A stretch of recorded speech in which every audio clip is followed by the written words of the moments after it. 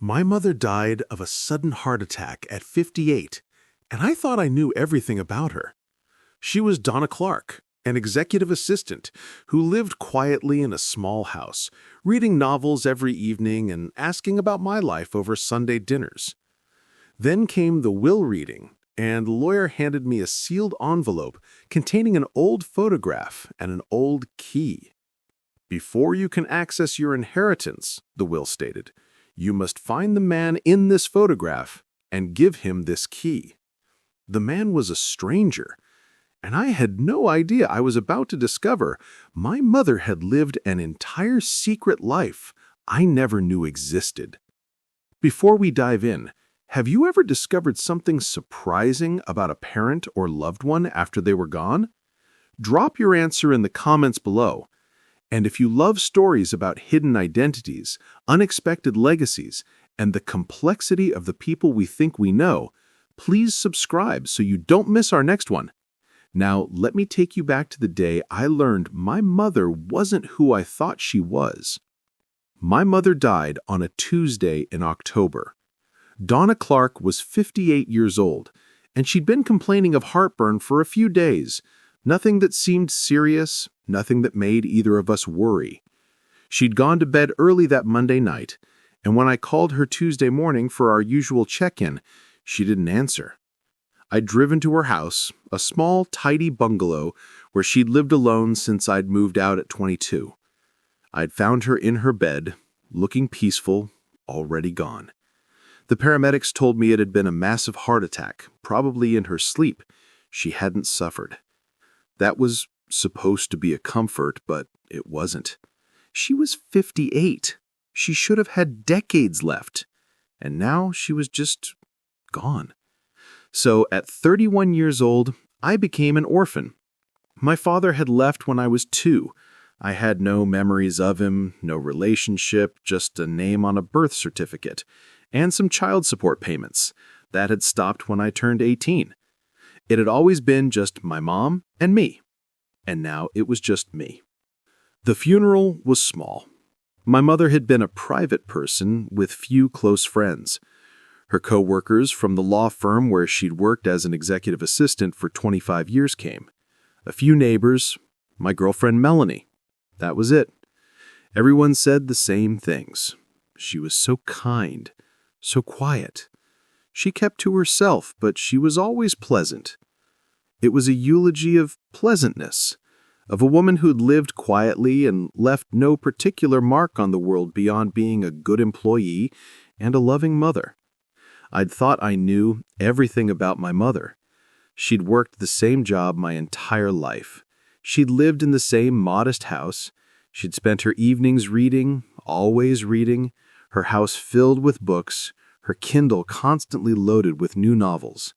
She'd asked about my work as a software developer, attended my college graduation, met Melanie, and genuinely liked her.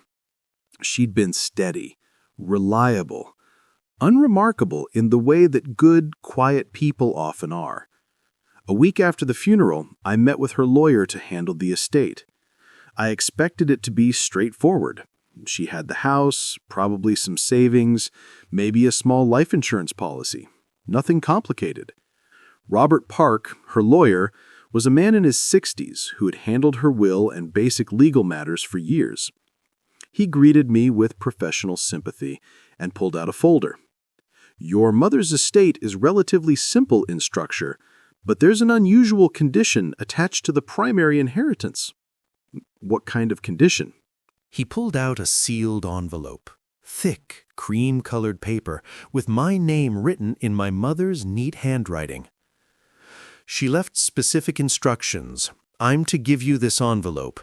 Inside are a photograph and a key.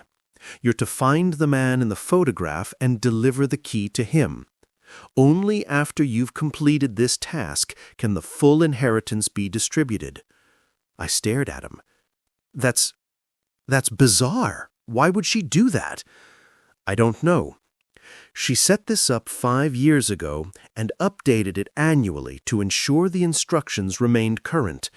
She was very clear that this task must be completed before you could access the primary inheritance. And if I don't complete it? The estate remains in trust. The house and her savings, about $75,000, transferred to you immediately.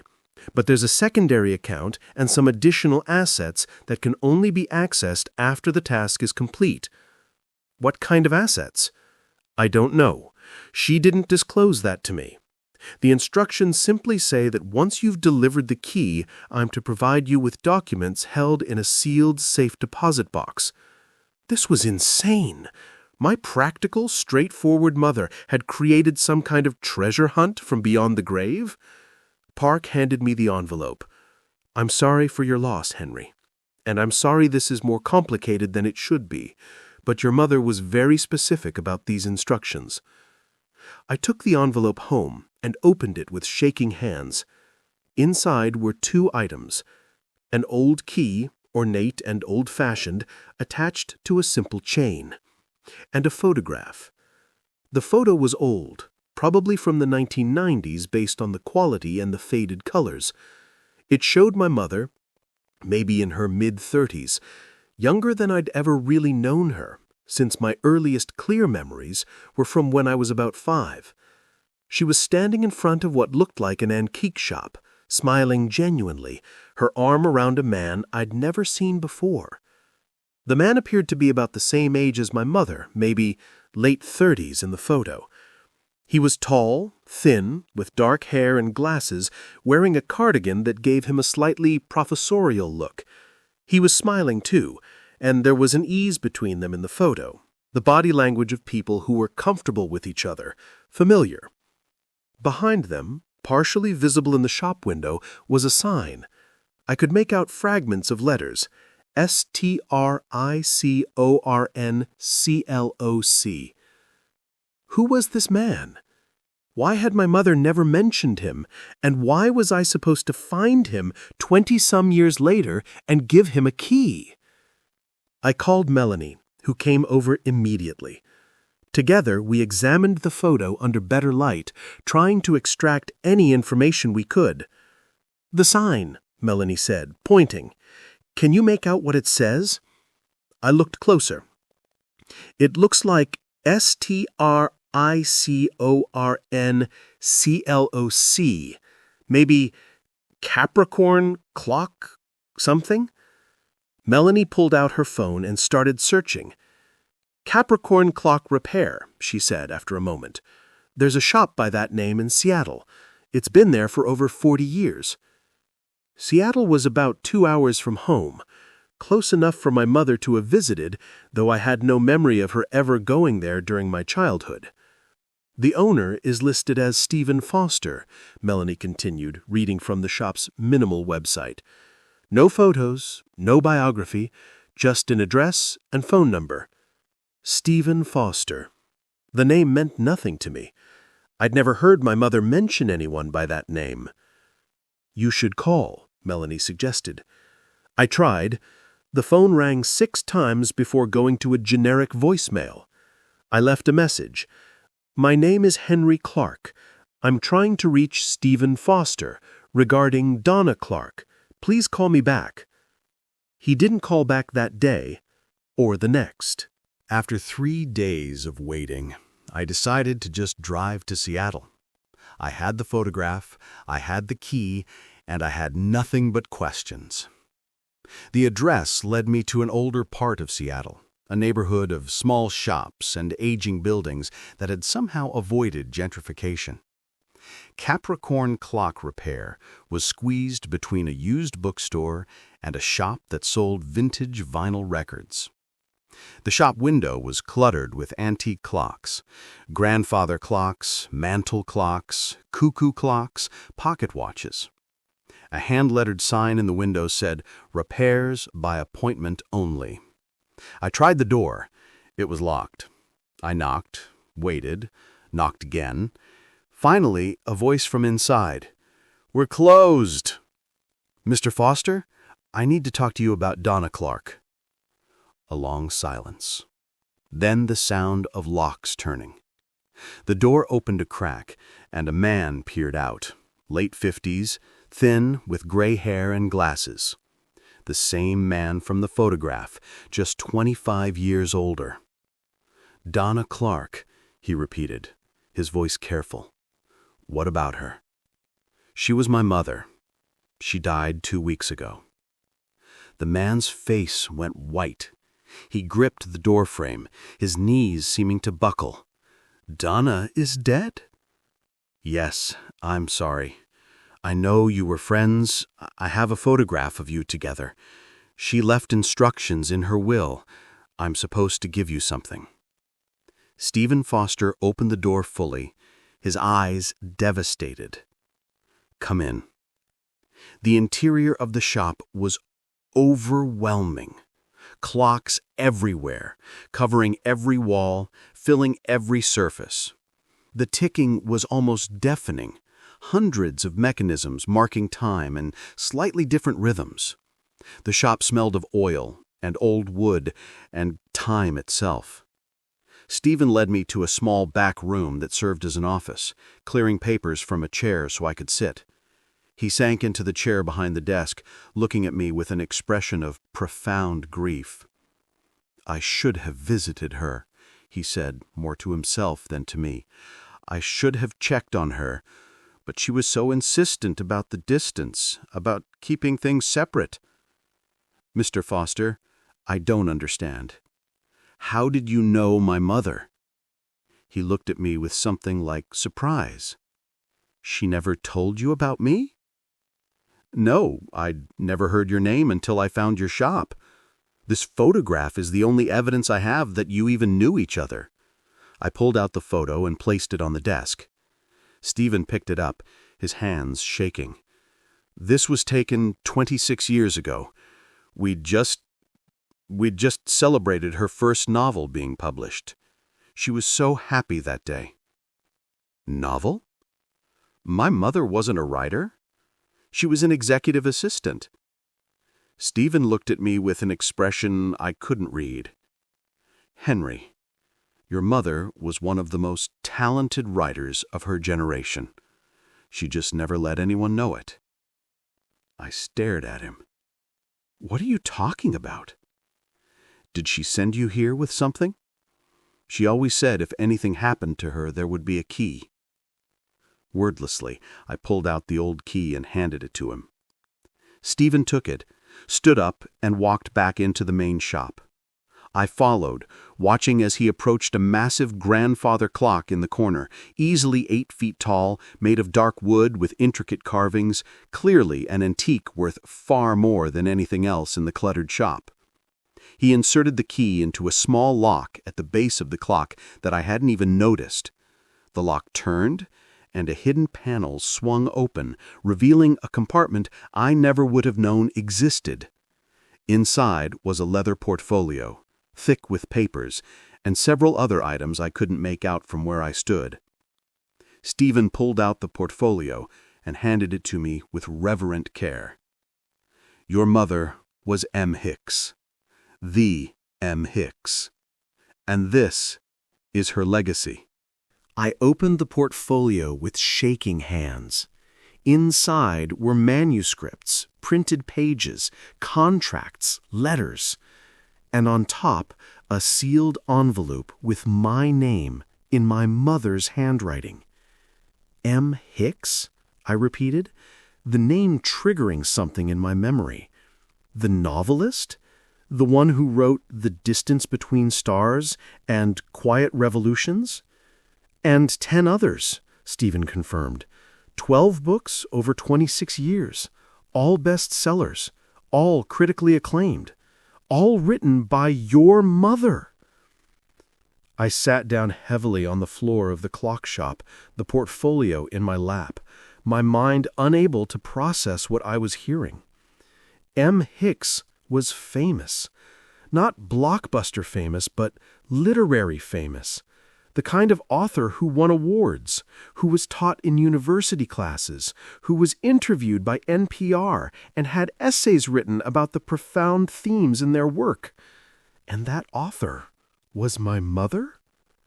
My mother, who worked as an executive assistant, who lived in a small house in a small town, who spent her evenings reading but never ever talked about writing. I don't understand, I said. Why would she hide this? Stephen sat down on the floor beside me, both of us surrounded by ticking clocks. Because your mother was terrified of being seen.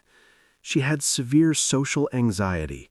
The idea of fame, of interviews, of people knowing her name and her face, it paralyzed her. He took a breath. We met in college. We were both English majors, both wanted to be writers.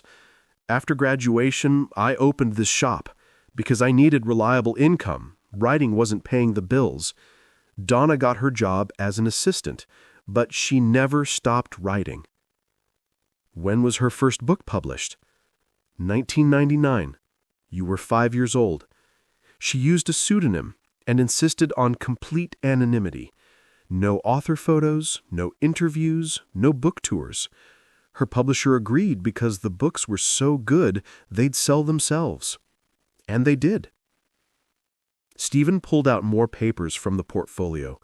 Contracts, royalty statements, reviews. Every month, I'd collect her mail from a P.O. box she rented under the pseudonym. We'd meet for lunch, and she'd give me new manuscripts or sign paperwork.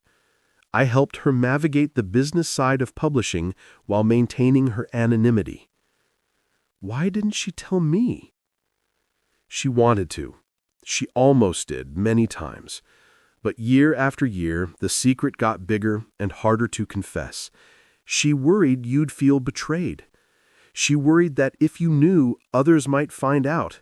And most of all, she was ashamed. Ashamed of being a brilliant novelist? Ashamed that she was too scared to claim her own work. Ashamed that she hid behind a pseudonym while other writers stood proudly behind their names. She said once that she felt like a fraud, not because she hadn't written the books, but because she was too cowardly to own them. I pulled out the envelope with my name on it, opened it with trembling hands. Inside were several pages in my mother's handwriting. I began to read. My dearest Henry, if you're reading this, I'm gone, and Stephen has given you the key to the truth I was too afraid to tell you while I was alive. I'm sorry. I'm so desperately sorry that you had to learn about this part of my life after I was gone, that I didn't have the courage to share it with you when I could have seen your face, answered your questions, explained myself properly. But I was always too afraid. Afraid of judgment, afraid that you'd think I'd lied to you your whole life, afraid that my secret identity would be exposed and I'd have to face the fame and attention I've spent almost 30 years avoiding. I know that doesn't make sense. I know it seems absurd that someone would write books that millions of people read and then hide from the very success they achieved. But Henry, I've been afraid my entire life. Afraid of being seen, of being known, of being judged. The only place I was never afraid was in my writing, and with you. Every book I wrote was a love letter to you, even though you didn't know it. The themes I explored, single mothers finding strength, children discovering their identities, people learning to be brave. They were all inspired by our life together, by the ways you made me want to be better, even though I was too scared to actually be better. The money from the books, and there is money, more than you probably imagine, is yours now. It's in a separate account, managed by a financial advisor whose contact information Stephen will give you. The royalties for my 12 published books, invested over 3 decades, have grown substantially. But more than the money, I'm leaving you my words. In this portfolio is my final manuscript, my 13th book. It's called The Woman Who Hid, and it's the most honest thing I ever wrote. It's about a mother who lives a secret life and the son who discovers the truth after she's gone. It's about fear and love and the ways we fail the people we love most. I want you to publish it. Not under M. Hicks, under my real name, Donna Clarke. Let the world know that M. Hicks was a scared woman from a small town in Oregon who wrote books in secret while raising her son alone.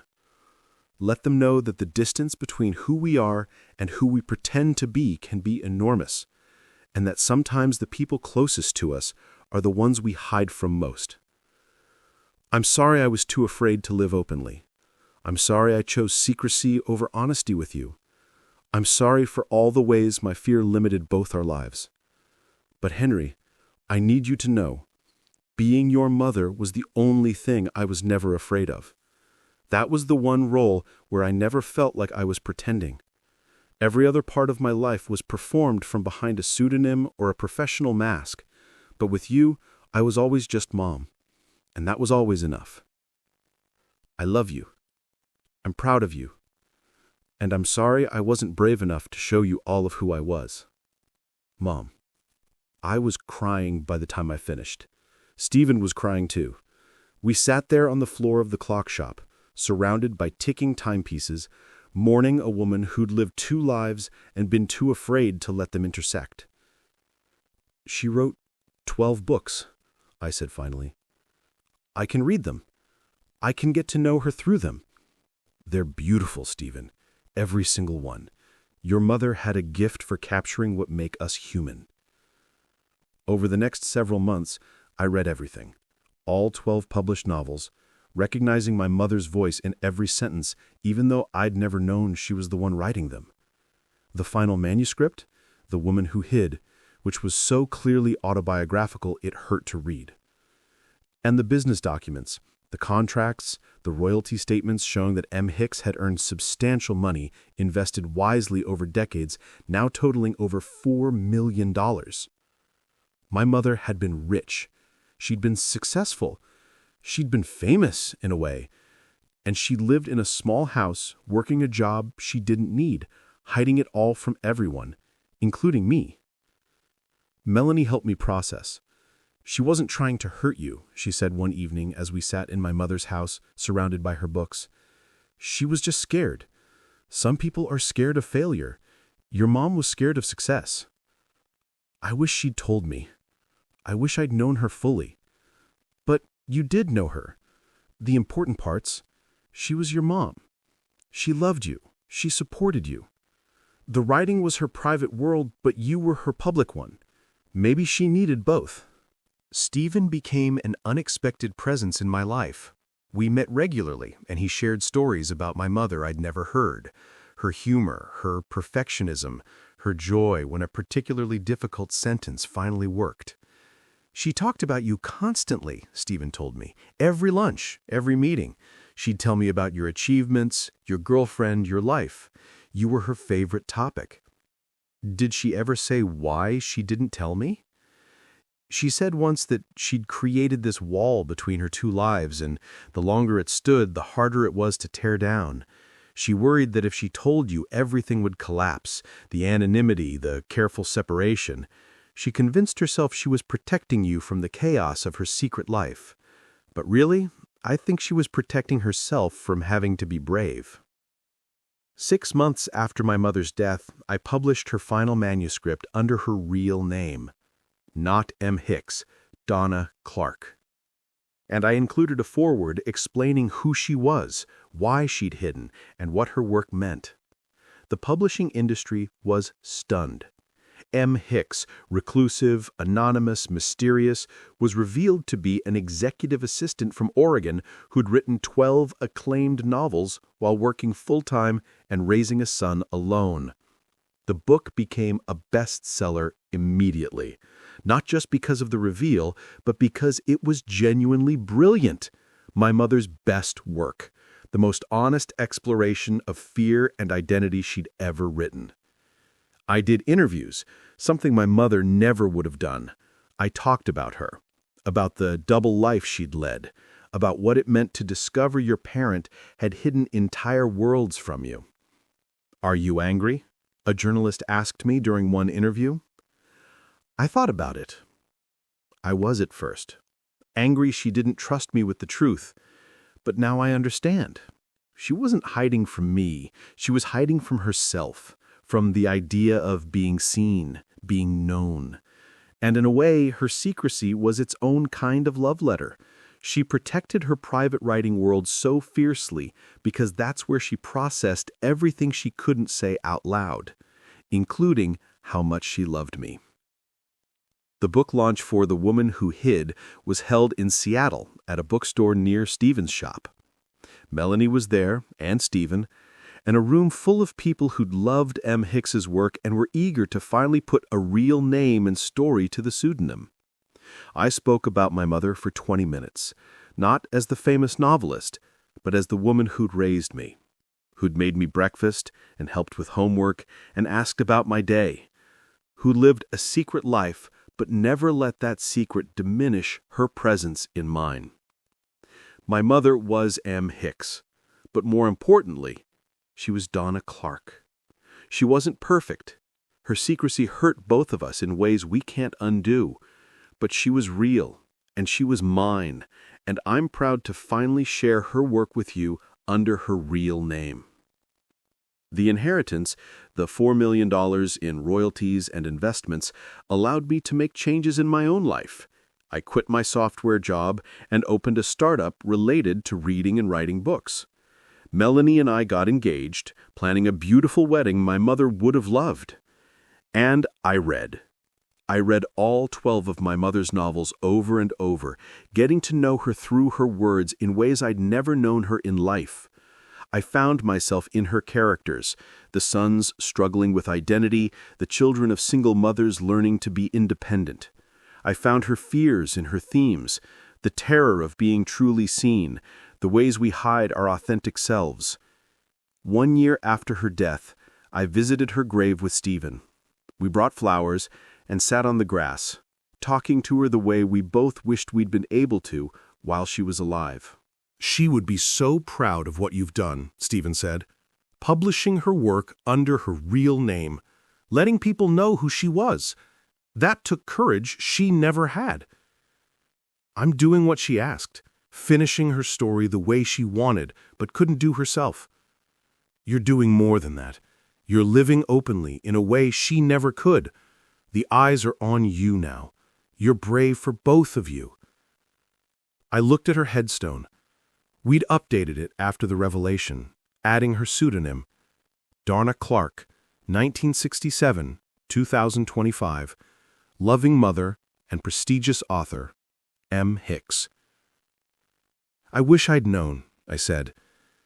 I wish she'd trusted me with this. She did trust you, Stephen said, just not until after she was gone.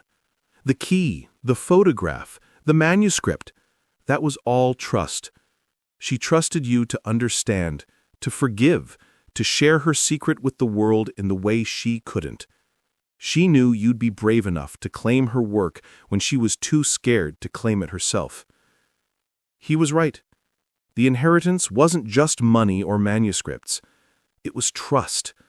It was my mother, in her final act, finally letting me see all of her, the brilliant novelist and the terrified woman, the celebrated author and the scared single mom, the public pseudonym and the private person. I didn't get to know this part of her while she was alive, but I know it now, through 12 novels and 1 final manuscript, through royalty statements and contracts, through Stephen's stories and my own reading. I've gotten to know Donna Clarke, the writer, as well as I knew Donna Clarke, the mother. My mother hid her success because she was afraid of being seen as successful. She hid her talent because claiming it would require a bravery she didn't possess. But she gave me that bravery as an inheritance, the courage to stand in bookstores and own her work, the strength to tell her story honestly, the ability to be publicly proud of someone who was privately brilliant. She wrote 13 books. 12 were published under a pseudonym that hid her.